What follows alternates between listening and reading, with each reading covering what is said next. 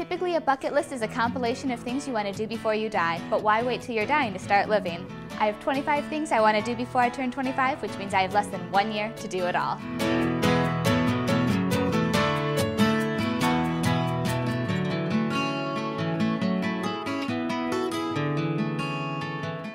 Today on the list is something that I've wanted to do, but also my father has been rooting for who knows how long. He has always wanted me to take a self-defense class.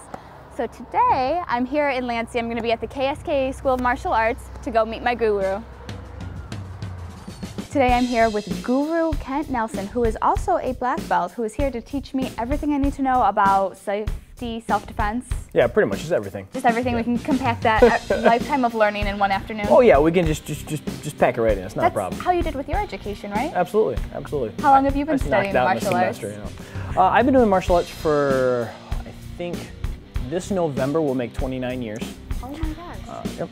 Yeah, I actually physically started martial arts when I was about 7 years old. Local taekwondo class at the YMCA, stuff like that, you know. Did that for about 7 years or so, decided I wanted to change my focus. I got into some Japanese-based martial arts, got into a school that taught a lot of different type of Japanese stuff like karate and judo and jiu-jitsu and kobudo and iaido, and it just evolves from there. That got me into all kinds of stuff. Is there anything that you haven't done? It sounds like you are across the board. You know, I can't say I've never really done any like the Israeli Krav Maga. I haven't done any of the Russian Sistema stuff. I think that looks interesting, but I haven't got a chance to get around to it yet. So you also teach self-defense classes? Yes. Specifically for women? We do self-defense classes specifically for women. In all honesty, the material is the same for men and women. Self-defense is self-defense. I find a lot of times women are more comfortable in a group of women learning. It's just sometimes it's a better learning environment for them. What I try to tell people is that just like anything else, anything you learn, it's a perishable skill if you don't keep up with it. If you don't lose it, if you don't use it, you lose it. That's exactly right. So I try to tell them, you know, if you're gonna take a self-defense workshop, at very minimum, if you're serious about it, you should take it once a year, at least to keep up on the skills. Okay. But I really encourage people, and if nothing else, just for the health benefits, to get into a regular martial arts class. It just keeps our body moving. So to stay on top of your skills, it's kind of like, would you compare it to people who get re-registered for CPR and first aid training? Oh, absolutely. They go through that every couple of years just to stay sharp? It's no different. It's exactly no different. That's a great comparison. Excellent. What are we going to start with today?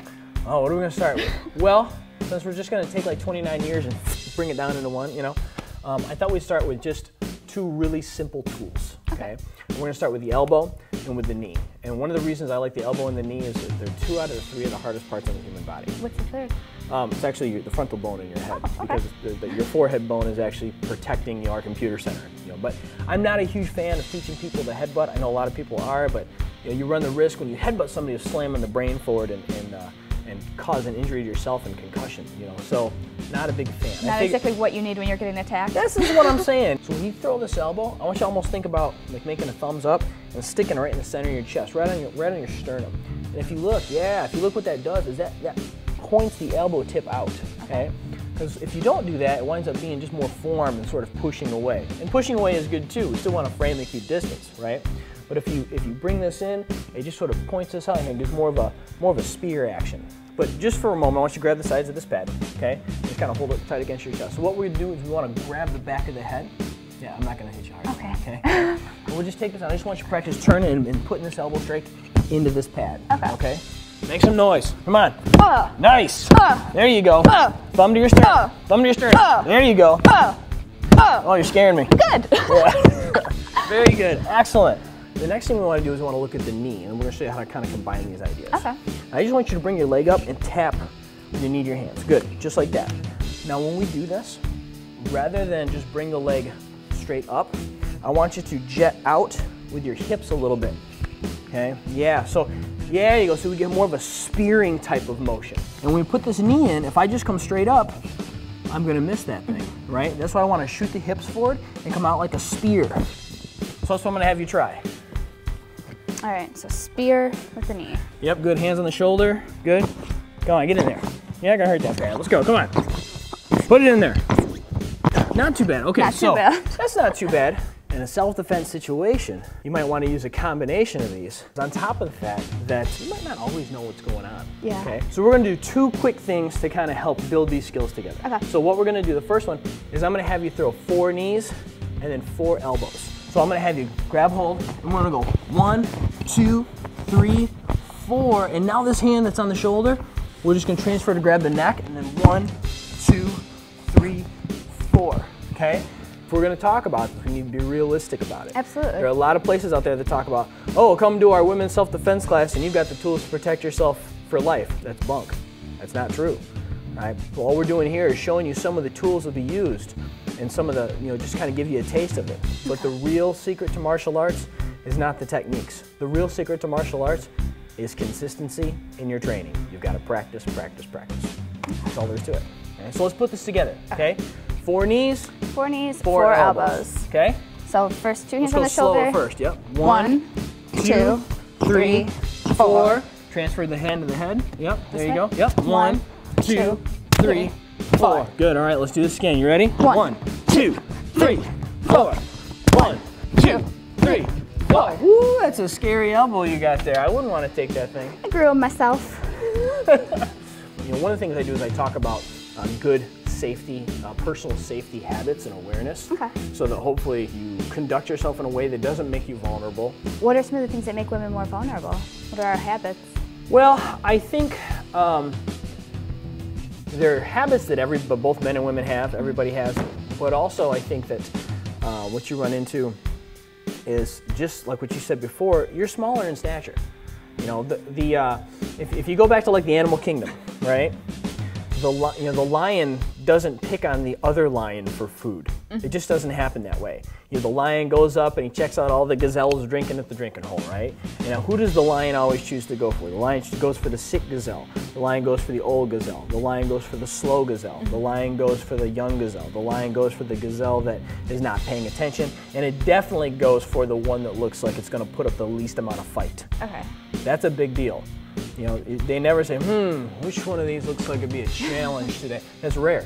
You don't see that. So we want to remember that we don't want to be, we don't want to make ourselves look like we're an easy target. We always want to make ourselves look like we're a challenge. Always be the strong gazelle? Always be the strong gazelle, and if possible, be the fastest. But the things we do that present ourselves as weak gazelles, man, the best one is the cell phone. You see people in general walking around all the time, yakking on their cell phone, looking down, not paying attention to what's going on around them. Okay. If I'm a predator, I want to look for the person that's not paying attention, right?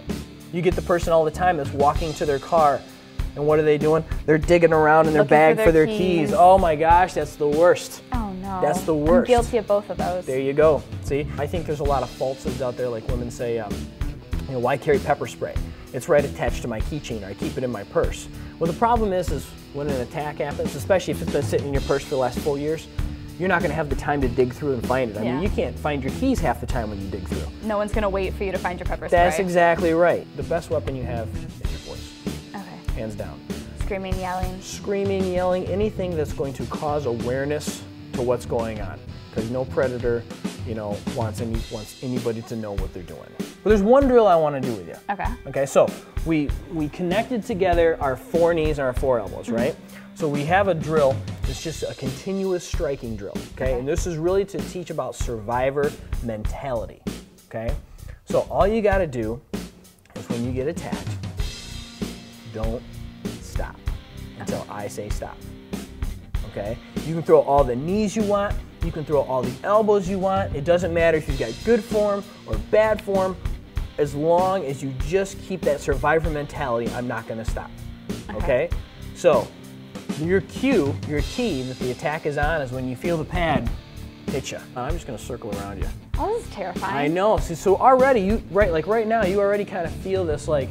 Shark in the water? Yeah, sometimes it's funny because sometimes we call it the shark tank, but you don't know.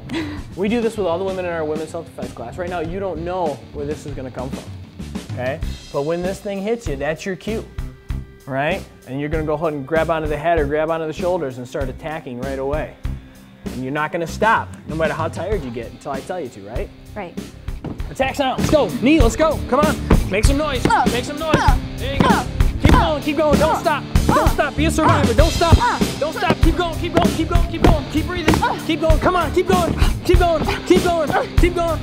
Keep going. Good. Give me 4 knees and 4 elbows. 1, 2, 3, 4. 1, 2, 3, 4. Oh, congratulations. You're a survivor. It's an awesome job. That's an awesome job. Thank you so much for all of this. There's so much. A lot of the things that you're saying, I didn't even think about. I was thinking I'd come in today and, you know, throw elbows, throw knees.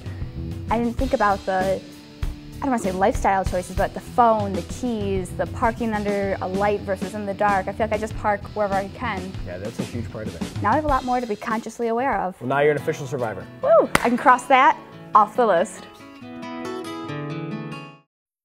So, I just moved in with his family, and it's embarrassing.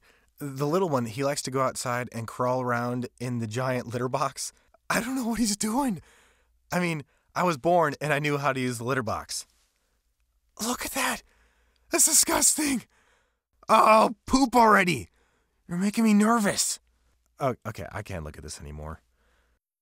I really hope he grows out of this, for his sake.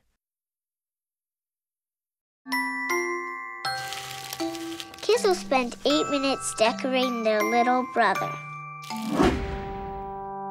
Brushing for 2 minutes now can save your child from severe tooth pain later. 2 minutes, twice a day.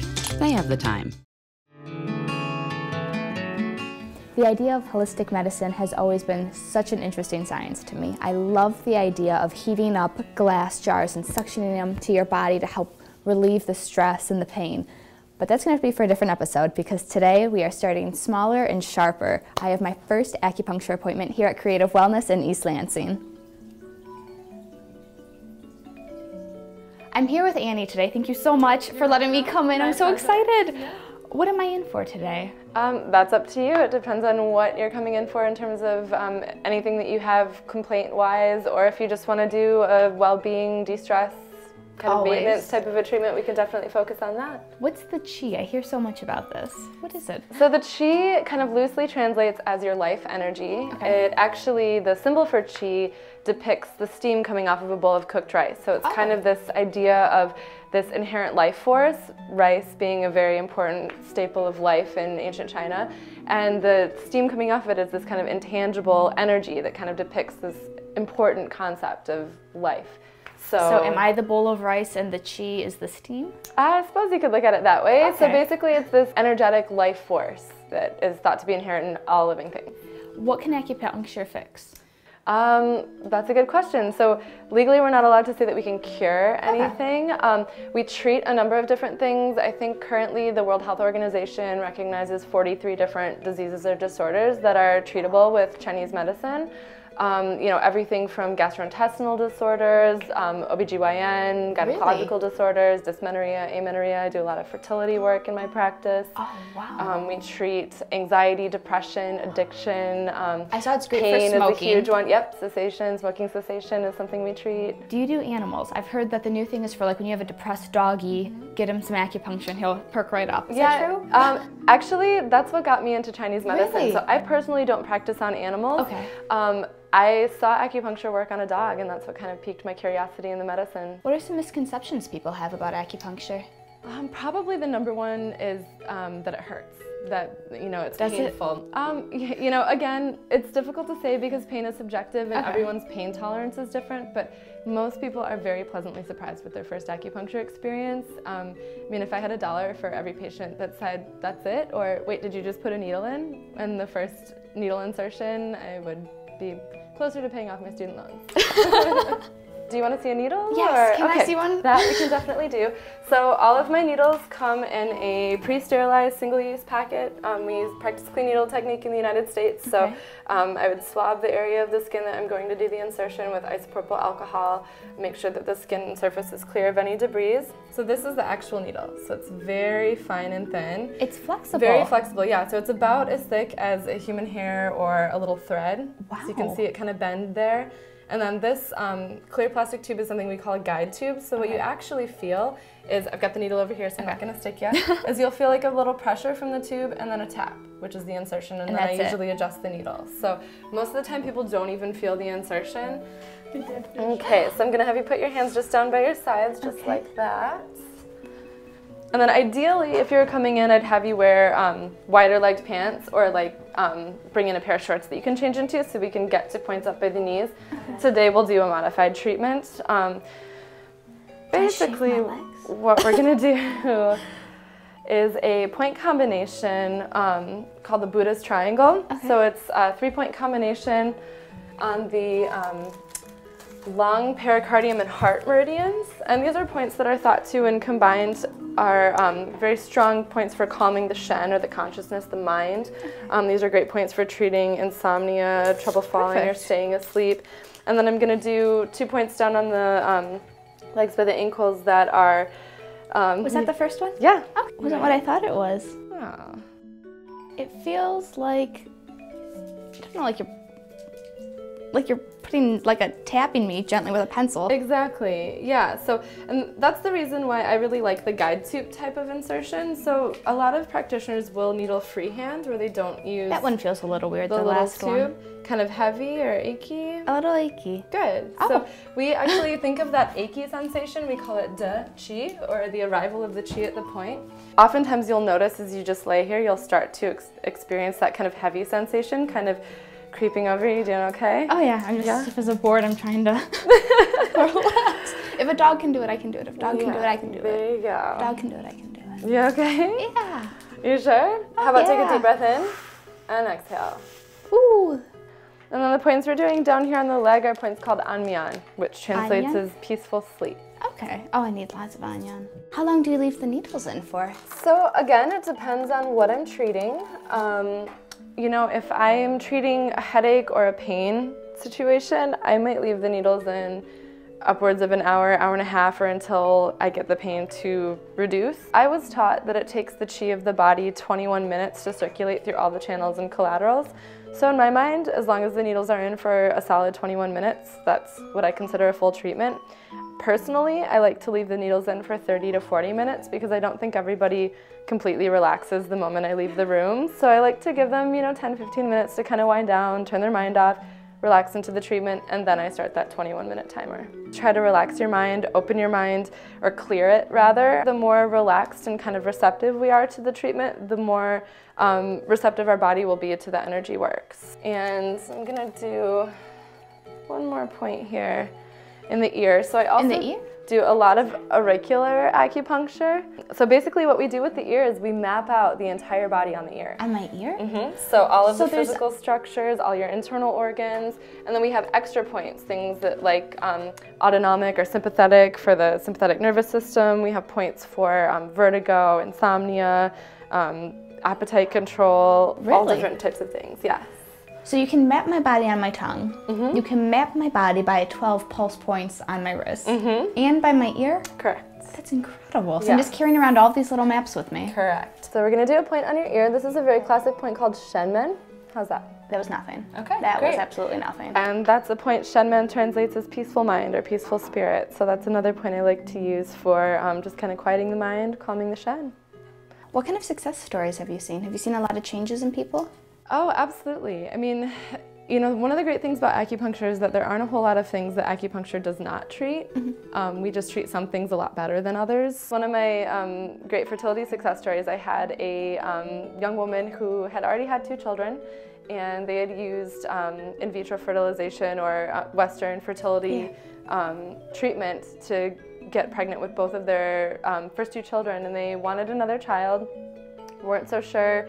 They wanted to pursue the Western route again because it's very expensive and the success rate isn't great.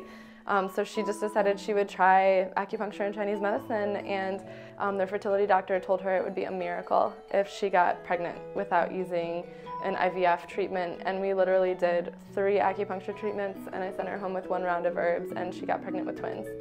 So get out. Yeah, so that's incredible. That was exciting because she had been told it would be a miracle, by a Western MD if she were to get pregnant without using the Western approach. So that was really kind of an exciting story.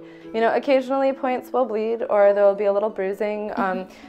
Basically that's due to little capillaries in the skin that we can't always avoid hitting with the needle, but these type of needles that I use are actually a Japanese style needle, and they actually have kind of like a rounded tip, and they're so fine that they push between the skin cells instead of piercing the skin. Really? Which is why when you pull them out, oftentimes there's no blood. That's cool. Yeah. So Japanese needles for Chinese treatment, done by a Westerner. Yes. Perfect. Yes. Getting the full scale treatment. Yes, you are. This just looks so weird. It looks so weird. little dinglies out of my skin. But it doesn't hurt, and there's no blood. Huh. So yeah. Can I watch you take them out? Yeah, absolutely. Okay. Oh, that's nothing.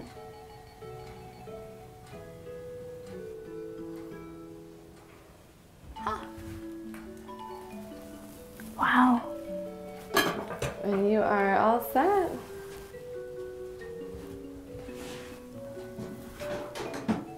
That was so easy. Yeah.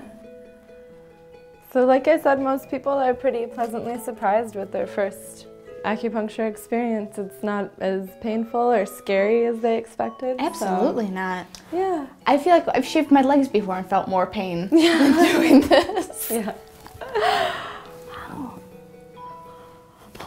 I can check that off the list. Acupuncture was full of needles. No needles now. No pain. Hopefully I'll sleep better. Fantastic. Thank you so much, Annie. That was so cool. Yeah, great to have you here.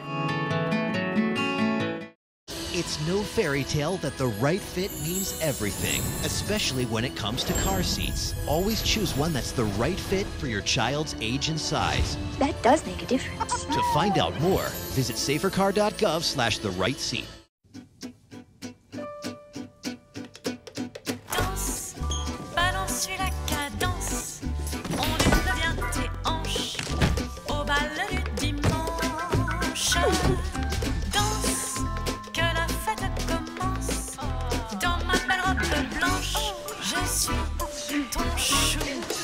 You didn't give up on sex. Don't give up on birth control either. There are more methods than you think. Find yours at bedsider.org. The next thing on the list might seem kind of mundane to most people, and I'm sure it is, but it's on my list for a very good reason. I need to make up for something incredibly embarrassing when I was 17. I was driving my brother's old junker Saturn, and he asked me if I would take it in to get an oil change. I said, no problem, the place is right down the street. Took the car in. When I got there, the man started asking me questions about the car, the oil, the mileage. I knew nothing. And so I told him, I just need an oil change, just do what you have to change the oil. About an hour later, the guy calls me over up to the cash register and says, okay, we changed your oil, that'll be $78. And I sat there, I had no clue it was that expensive. And I'm sure it's because I knew nothing. So I paid the $78, I got back in my car, and there was a little knock on the window. So I rolled down my window, again, very old car, and he hands me the sticker, and he goes, the sticker says when you need to come back in for your next oil change. So I take the sticker from the man, and I look at him, and I look at the sticker, and I look at him, and I look at the sticker, and I put it on my shirt. I had no clue where it went, and the guy looks at me and just starts laughing. He goes, that goes on your windshield. I could not get out of there fast enough. I flew home, I told my dad what happened, and he said, hun, they saw you coming a mile away. So I decided, fool me once, shame on you. Fool me twice, shame on me. It's time to learn. So I'm here today at Graff Chevrolet in Okemos to learn everything I need to know about oil changing from a pro. I'm here with Kyle, the service tech. Thank you so much for letting me come in. I don't know if I want to shake your hand, covered in oil. Nice to meet you. It's very nice to meet you. I have some basic questions. I know absolutely nothing about taking care of my car oil change-wise. How long should you wait between oil changes? Well, depending on the type of oil they use, usually 3,000 to 5,000 miles. Okay. 3 and months. Month-wise, 3 months? How important is the type of oil that I use in my car? The viscosity depends on the type of engine that you have. So far I need to know miles, I need to know type of engine, I need to know type of oil. A lot of that we can help you out with. It'll tell you on if you open the hood. A lot of times it'll say on your oil cap, that kind of stuff. What's the strangest thing you've ever found in somebody's car? I popped the hood to do an oil change on a Saturn one time and had a possum staring me in the face. Get out. Yep. What did you do? Shut the hood. And ran away? No, took it outside. Oh, I won't have any of those under my hood today. I'm pretty sure it's animal free. I'm excited to get started. Are you ready? Yep. Where is it? It's gonna be probably in the center. There it is. Yeah. Off to an embarrassing start already. I'm gonna start with taking your oil cap off, so that way we don't forget to put oil in it when you put it back down. Oh man, muscles. All right. And I usually place it over here by the hood latch, so that way you can't shut the hood without putting it back on. Good thinking. This is not your first rodeo, is it? No. You were asking what to know.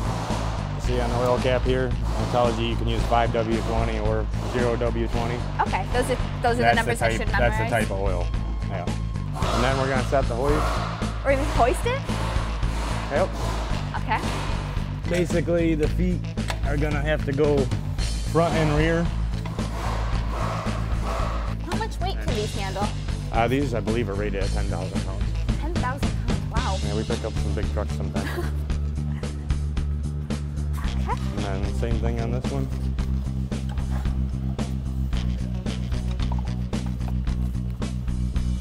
Have you ever seen a car fall off? No. Knock on wood, I'm not going to start today. Yeah.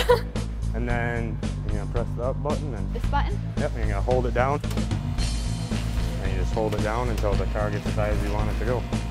I'm 5'2". What's the level I should be aiming for?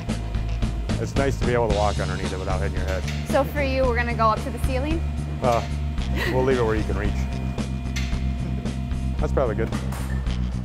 And then we're going to roll the oil drain over here. And you have engine, transmission.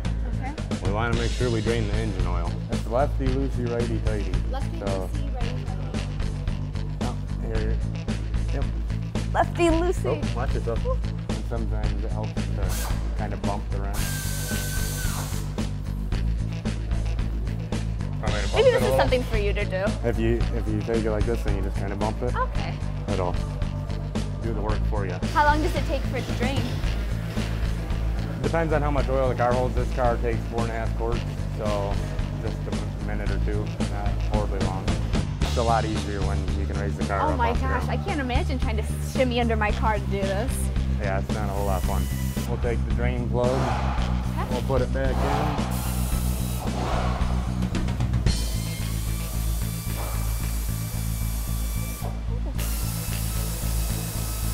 Now we have all of the oil out of the car. What's the next step?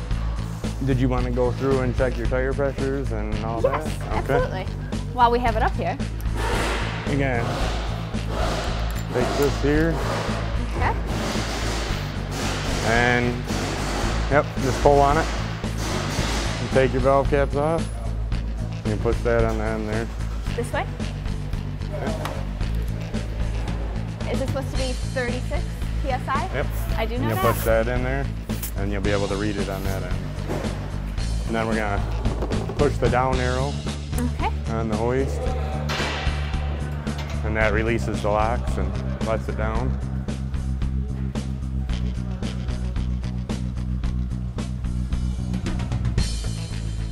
And that's good. Oh. And now the fun part. We get to go get the oil first. Oh. We're gonna grab this here.